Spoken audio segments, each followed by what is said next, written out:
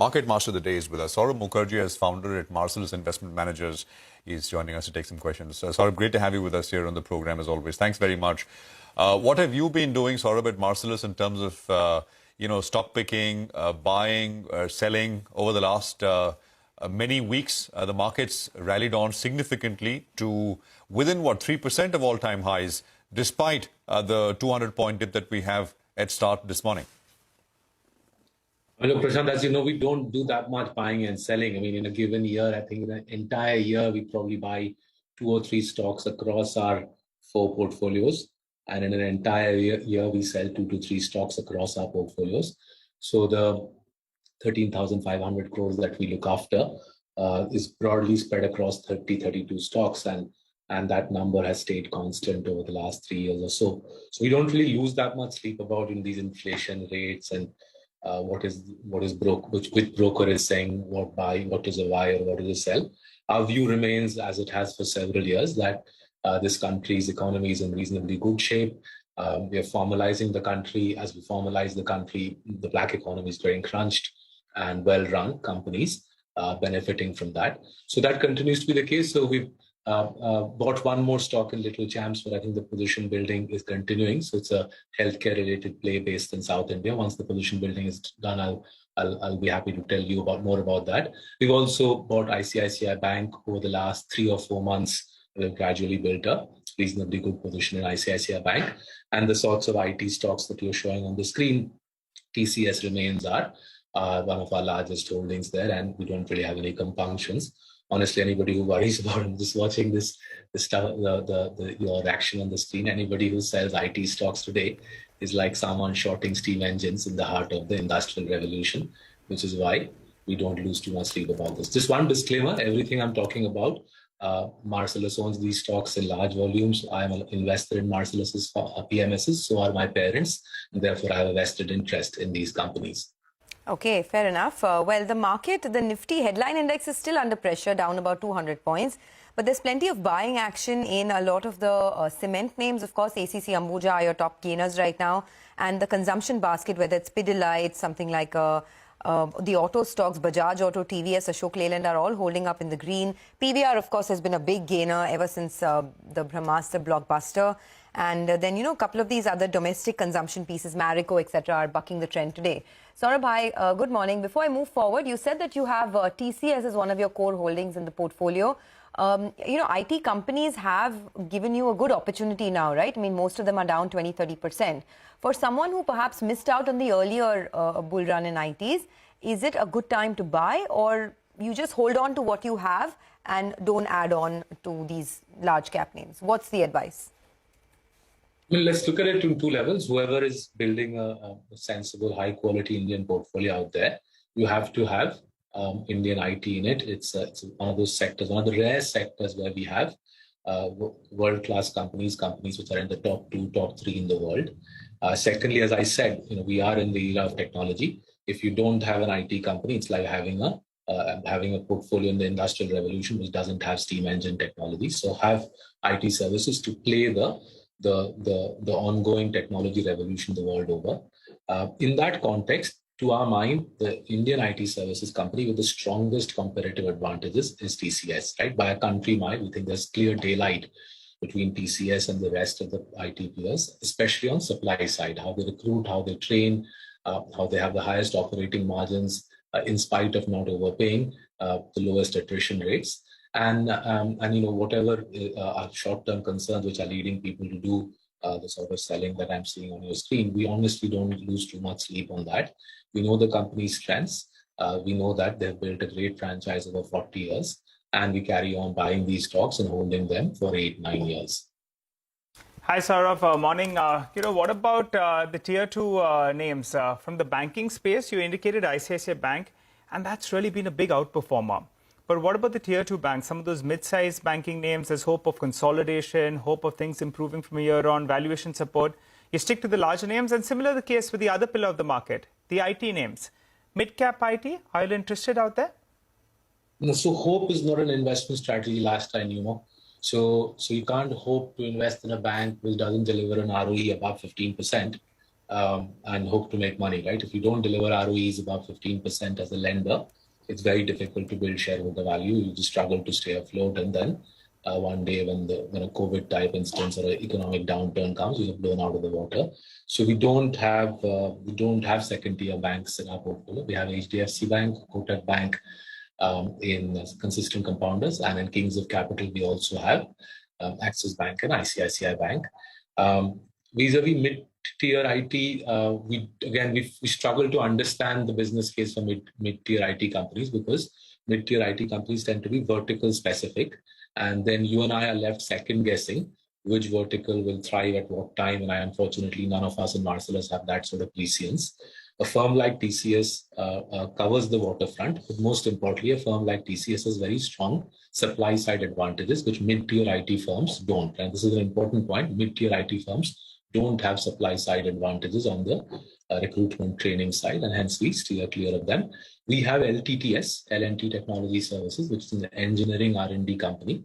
We have that in the portfolio. As you would have heard, there is a massive shortage in the West of people who work in engineering generally and in engineering R&D specifically.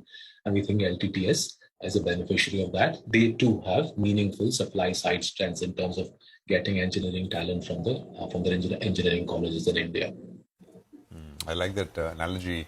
It's like shorting steam engines in the heart of the industrial revolution. Well, Saurabh, tell us a little bit about what you guys in the team at Marcellus meets companies, and there are so many conferences going on, and I don't know if you participate or having management meetings, etc. What's the overall feedback? What are companies themselves feeling about their own earnings prospects and how growth is going to pan out over the next year, 2 years? What's the mood like, really? Look, I've been in India now for 14 years. I haven't seen the promoter community as pulled up as they are at the moment. There's a variety of reasons for it. I think cost of capital, generally cost of capital in India, debt, equity, whatever you want to take. Cost of capital is at least a 20-year low. I haven't seen Indian companies enjoy this sort of low cost capital in spite of the Federal Reserve rate hikes. Cost of capital for well-run companies remains extremely low. Secondly, the banking system, the heart of an economy is the banking system, is in great shape, and that's pumping capital into various parts of the ecosystem. The tier one capital for the banking system is good. Stressed assets are low. And the fact that the banks are willing and able to finance the economy is giving people a lot of confidence. And thirdly, as is increasingly evident by the passing week, China is in the midst of a full-blown economic implosion, and that's creating a variety of opportunities. So honestly, the biggest challenge for us in some of our investee companies is this entire sector. So for example, specialty chemicals, pharma, API, there is so much demand coming through that these guys are struggling to stay in India. They're running around the world, especially Europe at the moment, signing up demand. So I think there's a alive and awake sort of sentiment. The Indian promoters saying, I'm alive and awake to opportunities which are arising as China goes through a full-scale economic implosion. So if the question is promoter sentiment good or bad, it's incredibly positive. Is there a forward-looking indication for how well the country and companies will do? I think it is. CapEx, FY22 CapEx, now that the annual reports are out, we can see FY22 CapEx was twice as high as the preceding 3 years, which gives you a good sense of how much money these companies are putting to work. Okay, by the way, the market has cut its losses quite a bit. In fact, there's buying on dips and serious buying at lower levels. The Nifty low was 17,770 and now we're back above 17,900. So, the tape is similar to what we've seen for the last many days. Whenever there's a gap down opening, the dips get bought. A space that I wanted to ask you about, Saurabh, is defense. Because anything and everything is rallying here. And yes, the government is, doing a big push in this space. But not just some of the larger guys like BEML, BELs of the world, but even some of these ancillary beneficiaries, right? Whether it's data patterns, MTAR Tech, we were speaking to the management, Paras Defense, something like a Taneja Aerospace. Now, a lot of these companies have balance sheet issues as well. They have other issues like promoters selling stake. So I just wanted to sift the wheat from the chaff. And can you tell us which are the companies where there are long-term opportunities for retail investors, something perhaps you may or may not have bought currently, but you see some potential in the future? Sorry to disappoint you, Sonia. We haven't found anything worth looking at in this space. I think part of the challenge is working capital, right? These poor guys, they do all this work. By the time they get paid, they're almost bankrupt. So it's a huge challenge, I reckon, for the defense ecosystem, right? The procurement cycle is prolonged. So you do research, you participate in God knows how many trials before you actually get the contract. Then you build the stuff, then you get paid.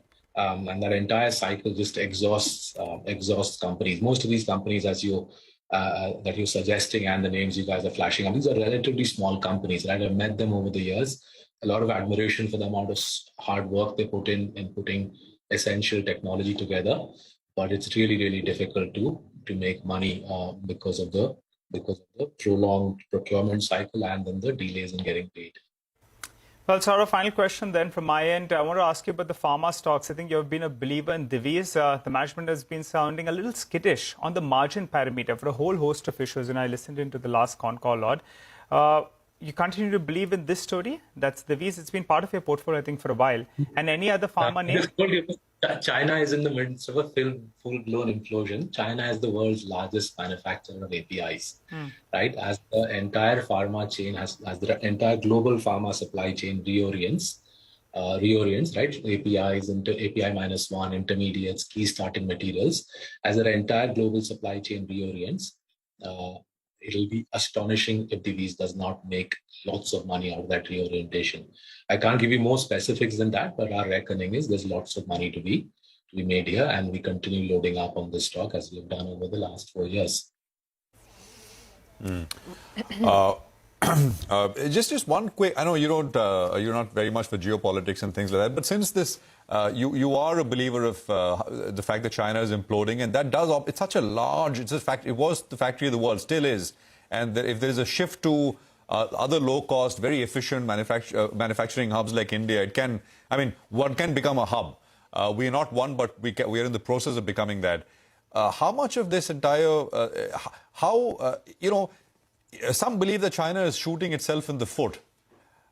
Is that really, that downward spiral really likely to continue? I mean, there are elections there in October, and once President Xi gets a third term and maybe, as some believe, becomes president for life, will they turn the tide? I mean, how much of this some of these investment thesis built on China continuing to implode? Saurabh, your sense?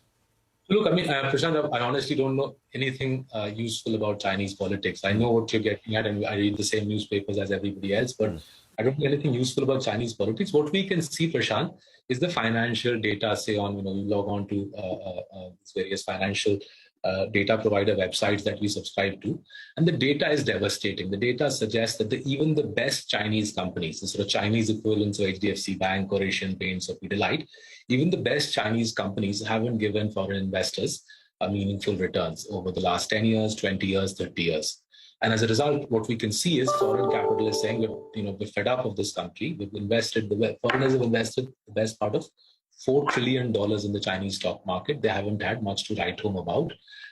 In addition, we've had these events like Jack Ma's very public defenestration by the Communist Party. That's obviously unnerving investors. That if someone as capable as Jack Ma is taken to task for the comments he made, I think 2 or 3 years ago, then what happens to lesser Chinese entrepreneurs?